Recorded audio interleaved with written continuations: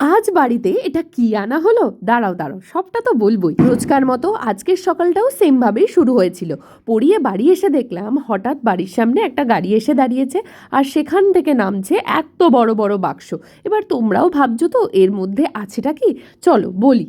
সেটা হচ্ছে, আমাদের এখানে একটা টেবিল ছিল, যেটা ডাইনিং টেবিল। ওটা অ্যাকচুয়াল ডাইনিং টেবিল নয়, একটি নর্মাল টেবিল ছিল যেখানে আমরা খাওয়া দাওয়া করতাম। ওটা সামহাও ভেঙে গেছে, আর ওটা অনেক বছরের। তাই ওটাকে রিপ্লেস করার জন্যই দাদাভাই একটা ডাইনিং টেবিল অর্ডার করে দিয়েছিল। তাই আজ ওটার ডেলিভারি আর ইনস্টলেশন দুটোই ছিল। And this is the final. আর এই টেবিলের অ্যাডভান্টেজ হলো এর চেয়ারগুলো একদম টেবিলের নিচে চলে যায়। দ্যাটস ওয়াই স্পেসটাও অনেক কম লাগে, আর আমাদের জায়গাটাও ছোট ছিল, তার জন্য এরকম টেবিল তো একদম পারফেক্ট। তবে এই টেবিলের হাইটটা একটু নিচু, তাতে আমাদের অসুবিধা খুব একটা হবে না।